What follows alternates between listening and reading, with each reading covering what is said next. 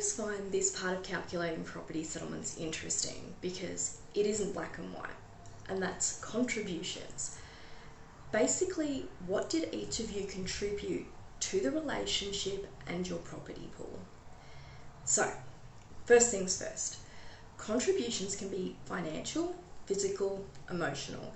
It's the assets you brought in, the income you brought in, the household duties you performed, the care of the children, all the way down to how you supported one another. Was one of you the breadwinner because your partner was at home cooking, cleaning, shopping, running errands, performing life administration, and probably looking after the kids? Did you both have really similar incomes and contribution? Did one of you come into the relationship with nothing and the other had lots? Maybe one of you worked to support the other through their studies, and now those studies allow that person to go on to earn a really high income.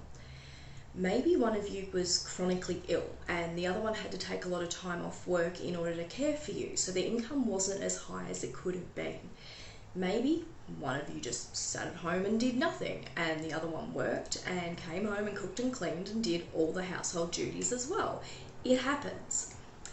Many of these things don't have a value or financial figure or calculation you can easily or readily attribute to them. That makes it tricky.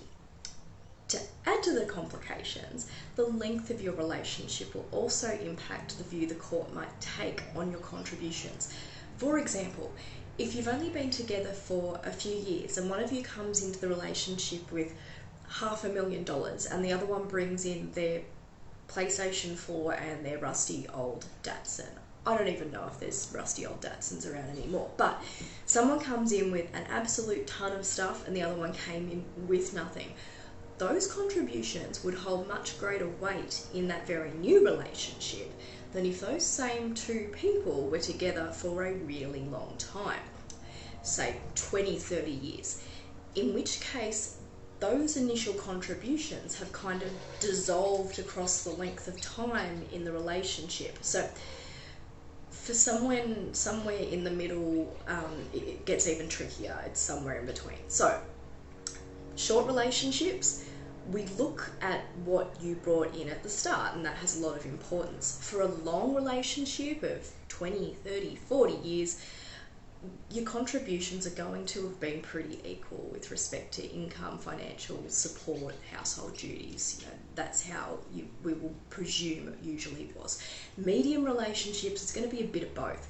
So when you're considering how you feel the property split should look, you want to think about, what did each of you enter the relationship with? How similar were your contributions throughout? Or did one of you contribute significantly more or less than the other? How long have you been together? Chances are you and your former partner won't totally agree, but the better the information you can each put forward to the other, the easier you can work around it, so you can separate better.